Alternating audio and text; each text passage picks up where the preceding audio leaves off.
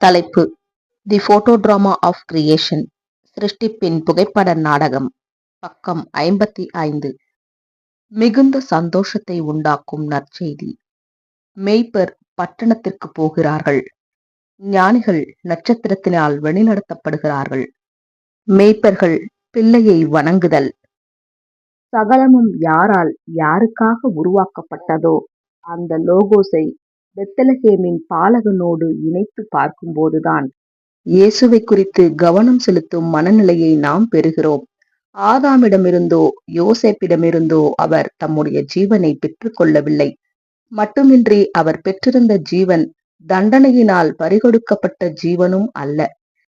அது இடம் மாற்றம் அடைந்த ஒரு ஜீவனாகும்.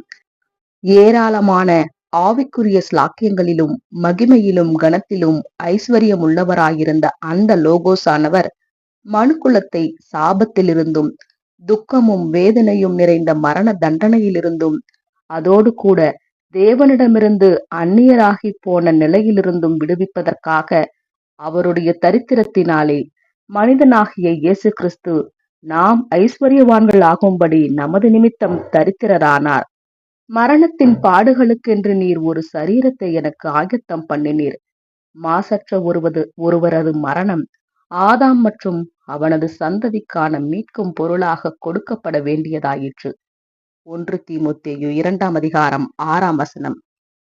இப்படியாக லோகோஸ் மாம்சமாக்கப்பட்டு பெத்லகேமில் பாலகனாக பிறந்திருப்பதை குறித்து மேய்ப்பருக்கு அறிவிப்பதில் தேவதூதர் மகிழ்ச்சியடைந்ததில் எந்த ஆச்சரியமும் இல்லை.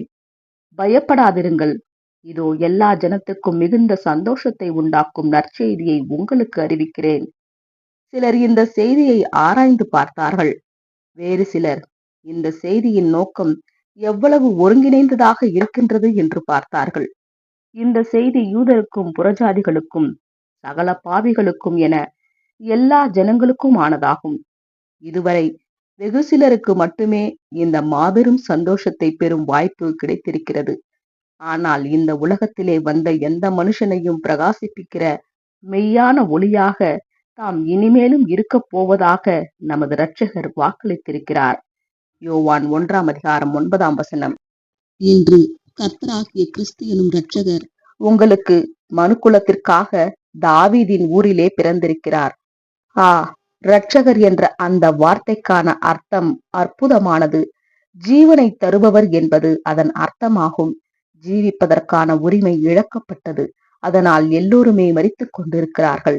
இப்படியாக மரிக்கும் மனுக்குலத்திற்கு நித்திய ஜீவனை கொடுப்பதற்கே ஜீவனை தருபவர் பூமிக்கு வந்தார். முற்றும் முடிய ரட்சிக்க வல்லவராயிருக்கிற அந்த உன்னதமான ஜீவனை அளிப்பவருக்காக தேவனுக்கு நன்றி. எபிரேயர் 7:25. பூமியிலே சமாதானமும் மனுஷர் மேல் பிரியமும் என்கிற தீர்க்க தரிசனம் இன்னமும் நிறைவேறவில்லை. ஆனால் அதற்கான காலம் நெருங்கிவிட்டது. அந்த பாலகனின் பிறப்பு அதை நோக்கிய ஒரு படியாக இருந்தது. அவரது சிலுவை மரணம் மற்றொரு படியாக இருந்தது. மகிமையான உயிர்த்தெழுதலும் லோகோஸ் மீண்டும் ஆவிக்குரிய நிலைக்கு பரமேறியதும் அதை தொடர்ந்து நிறைவேறியுள்ள அடுத்தடுத்த படிநிலைகளாகும்.